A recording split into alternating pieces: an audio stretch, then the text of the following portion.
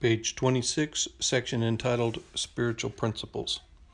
In considering the spiritual principles intrinsic to Step 3, we will focus first on surrender and willingness. Then we will look at how hope translates into faith and trust. Finally, we will see how the principle of commitment is tied to Step 3. The third step. Practicing the principle of surrender is easy for us when everything is going along as well as we'd like, we think. Actually, when things are going smoothly, it is more likely that we are being lulled into a belief that we're in charge, which doesn't require much surrender. Keeping the principle of surrender to the care of God of our understanding alive in our spirits is essential, even when things are going well. Page 27. Questions. What am I doing to reinforce my decision to allow my higher power to care for my will in my life? How does the third step allow me to build on the surrender I've developed in steps 1 and 2? We usually feel most willing immediately following a surrender. Willingness often comes in the wake of despair or a struggle for control. We can practice the principle of willingness, though, before it becomes necessary and possibly save ourselves some pain. Questions. In what ways have I demonstrated willingness in my recovery so far? Am I fighting anything in recovery? What do I think would happen if I became willing to let recovery prevail in that area of my life? There is a spiritual progression from hope to faith to trust in the third step. As we begin Step 3, we carry with us the sense of hope that was born in us as we work the second step. Hope springs from the knowledge that our life is full of possibilities. There are no hard certainties yet, just the first whispers of anticipation that we just may be able to fulfill our heart's deepest desires. Lingering doubts fade as hope becomes faith. Faith propels us forward into action. We actually do the work that those we have faith in are telling us is necessary, even if we are to achieve what we want.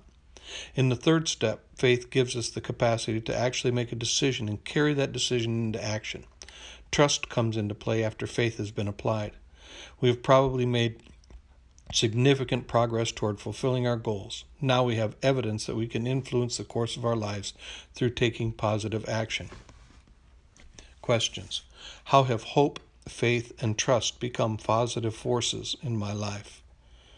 What further action can I take to apply the principles of hope, faith, and trust in my recovery? What evidence do I have that I can trust confidently in my recovery? The principle of commitment is the culmination of the spiritual process of Step 3. Making the decision to turn it over and over again, even when our decision doesn't seem to have any positive effect, is what this step is all about. We can practice the spiritual principle of commitment by reaffirming our decision on a regular basis and by continuing to take action that gives our decision substance and meaning. For instance, working the rest of the steps. Questions. What have I done recently that demonstrates my commitment to recovery and to working a program? For example, have I taken a service position in NA? Have I agreed to sponsor another recovering addict? Have I continued to go to meetings no matter what I was feeling about them?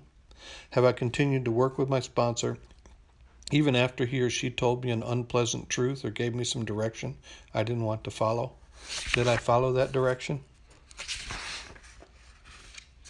Page 28, section entitled Moving On. As we get ready to go on to Step 4, we'll want to take a look at what we've gained by working Step 3. Writing about our understanding of each step as we prepare to move on helps us internalize the spiritual principles connected to it. Questions. Do I have any reservations about my decision to turn my will and my life over to God's care? Do I feel that I am now ready to turn it over? How does my surrender in the first step help me in the third step?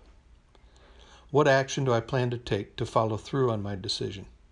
How does working the remainder of the steps fit into this?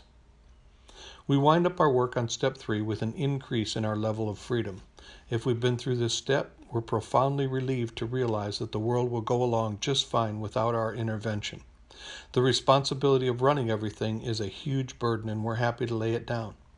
We may feel comfortable that a loving God is caring for our will in our lives, letting us know in subtle ways that the path we're on is the right one. We've seen our old ideas for what they were, and we're willing to let go of them and allow change to happen in our lives. We may even find that we're willing to take some risks we never had the courage to take before because we're secure in the knowledge of our higher power's care for us. Some people pause before making major decisions and ground themselves in their own spirituality. We look to the source of our strength, invite our higher power to work in our lives, and move forward once we're sure we're on the right track. Now we need to take another step along the path of recovery, a step that makes our third step decision real. It's time to make a searching and fearless moral inventory of ourselves.